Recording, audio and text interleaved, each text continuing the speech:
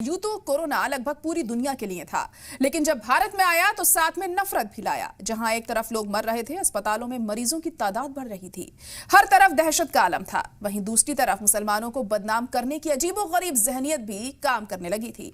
कभी कोरोना जिहाद, कभी थूक जिहाद के नाम पर मुसलमानों को टारगेट किया जाने लगा। कहीं कहीं तो मुसलमानों की एंट्री बैन की जाने लगी। ऐसा मालूम हो रहा था कि कोरोना तबाही के साथ साथ दिल में नफरत की बीमारी भी साथ लाया है। अब देखिए ना, तबलीगी जमात वालों की क्या गलती थी। वो अपने मामूल के मुताबिक मरकज में जमा हुए थे। अचानक कोरोना लॉकडाउन का ऐलान कर दिया गया। उन्होंने हुकूमत का साथ देते हुए इधर उधर पैनिक ना फैलाते हुए कहीं नहीं वो गए, बल्कि इंतजामिया के कहने पर सब कुछ किया। लेकिन उनके खिलाफ कोर्ट में मामला पहुंचा और कई साल तक केस चला और वो बाइज्जत बरी भी किए गए। जी हां, तबलीगी जमात से जुड़े 70 लोगों के खिलाफ मामले खारिज कर दिए गए हैं और इस मामले में कोर्ट ने फटकार भी लगाई है। लेकिन सवाल यह है कि क्या कोरोना के दाग धुलेंगे? तो तबलीगी जमात के 70 लोगों को फिलहाल बाइज्जत बरी कर दिया गया है।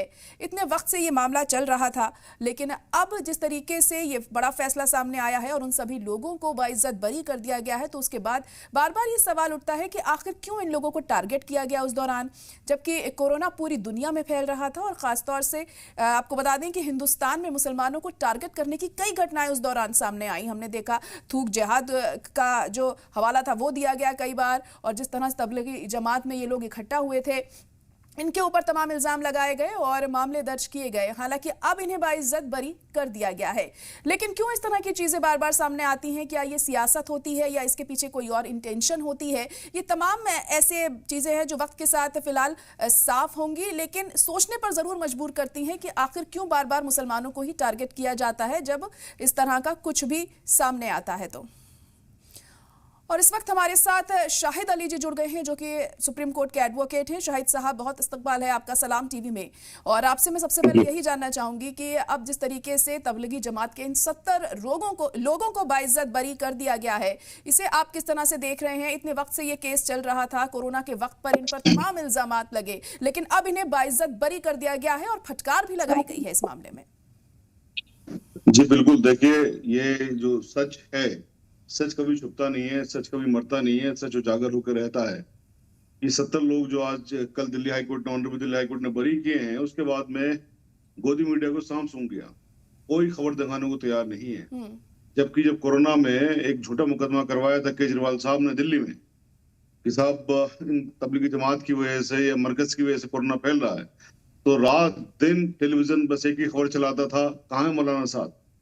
तमाम तबलीगी जमातियों ने ये कोरोना फैला रहे हैं, कोरोना जिहाद, थूक जिहाद, बहुत सारी चीजें हुई और पूरे मुल्क भर के अंदर 35,000 तबलीगी जमातियों को क्वारंटाइन के नाम पर बंद करके रखा गया।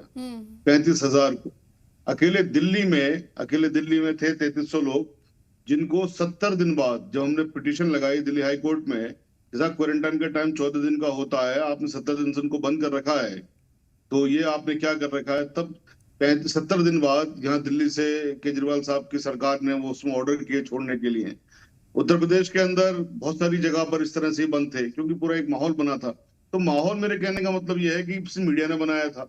बिहार के अंदर, महाराष्ट्र के अंदर, गोवा के अंदर, वो पूरे मुल्क भर के अंदर हर जगह पर, इवन के मुझे इलाहाबाद का याद आ रहा है, प्रोफेसर एक साहब थे वहां, प्रोफेसर साहब के पास में एक जमाती चला गया, प्रोफेसर वहां के इलाहाबाद यूनिवर्सिटी के, और उनको इसी बात पर बंद कर दिया जैसा आपके पास में एक जमाती आ गया।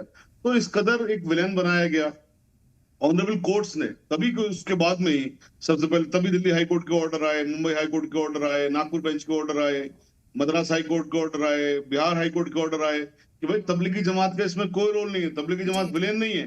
बल्कि नागपुर हाई कोर्ट ने तो लिखा कि हमारा देश मानता है अतिथि देवो भव, वो तो भगवान की तरह है, जो मेहमान होते हैं हमारे, क्योंकि विदेशों से भी आए हुए थे यहाँ पर बहुत सारे लोग,